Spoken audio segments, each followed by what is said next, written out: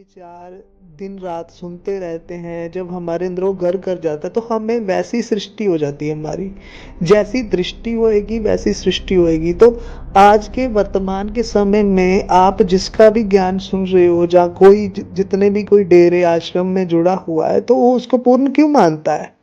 क्यों उसको ठंडक मिलती है? क्यों वो कहता है कि मुझे सुकून आता है? क्यों वो इतना प्रेम करने लगता है जिसका वो ज्ञान सुन रहा है? क्यों? Subconscious mind.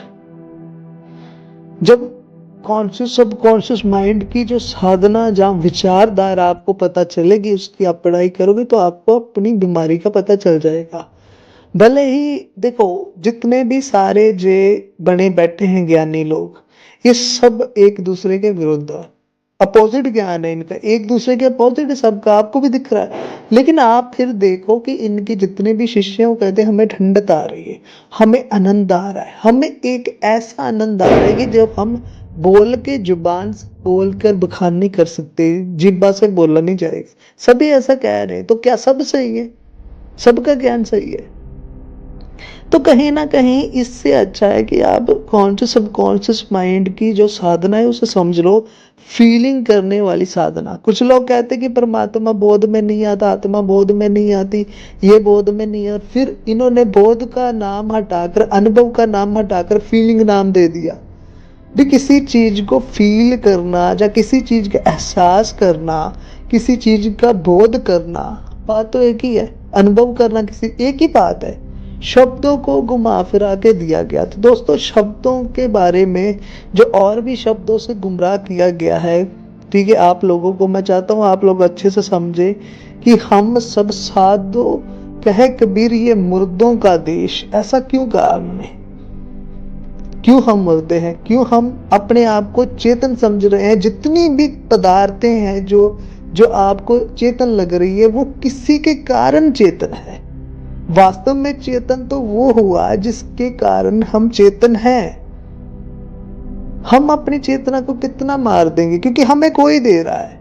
हम चलो ठीक है, हमें कहीं से हवा मिल रही है तो हम हवा को, कितनी हवा को मार देंगे? हवा तो हमें कोई दे रहा है, वो तो आती जाएगी। क्या उसे मारने में कभी कामयाब हो पाओगे?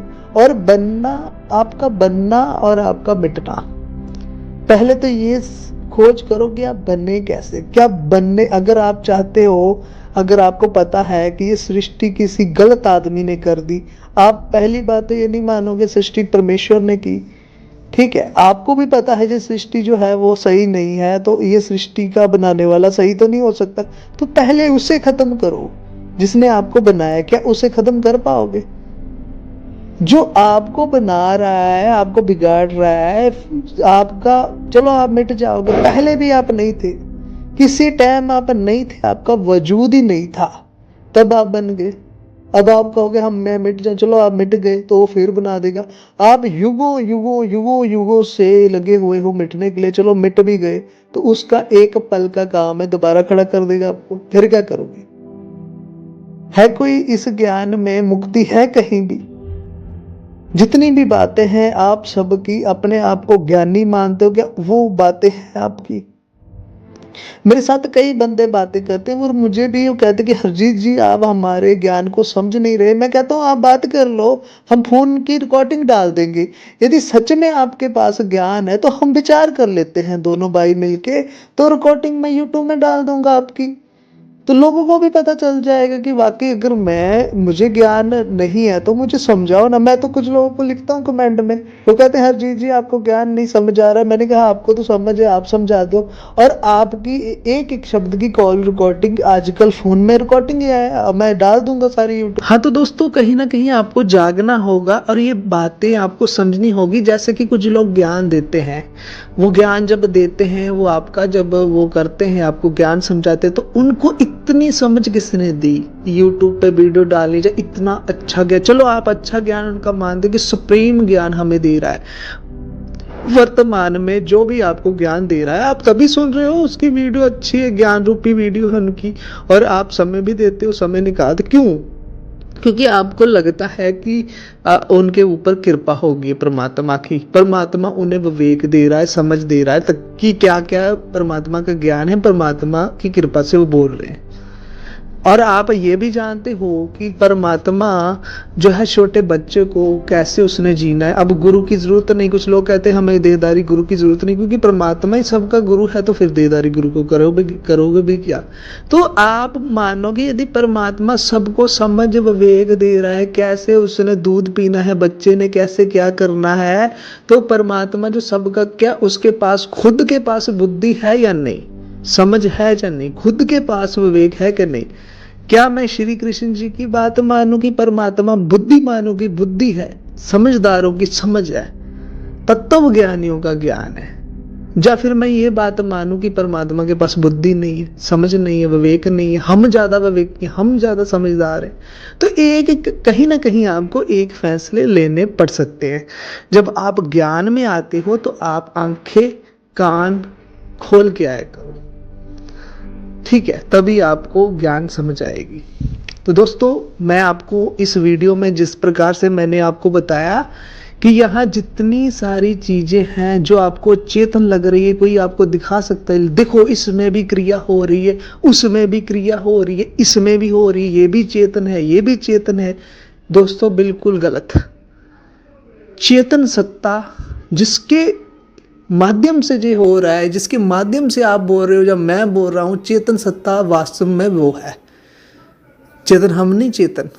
अगर हम चेतन होते तो हम अपनी मर्जी से चलते, अपनी मर्जी से जीते, यानी कि हमारी जो जितनी भी सारी चीजें हैं वो किसी और के हाथ में है। जैसे ब्रह्मा जी ने ये बात बिल्कुल स्पष्ट कही कि जब मैं जन्म मेरा हुआ, मुझे होश आई, जब मुझे पहले तो अचेत किया गया। अचेत का अर्थ क्या होता है जान लीजिए आप खुद सर्च करके। और जब मैं जागृत हुआ, जब मुझे होश आई, तो मैं कमल के फूल में था। इसका मतलब हमें कोई बना रहा है और आपका बनना और मिटना उसके कारण है। तो आप अपने आप को कैसे मिटा लोगे? मिटा भी लोगे तो अनंत तत्व तो वो पैदा कर ही देता है। यदि अनंत तत्वों से मन बना, अनंत तत्वों से चेतना बनी, या कुछ भी कह लो, या कोई भी बहाना लगा लो, तो आप चाहे पूरी तरह चेतना को तोड़ दो, तत्व को अलग अलग कर दो, फिर तत्व इकट्ठे कर लेगा।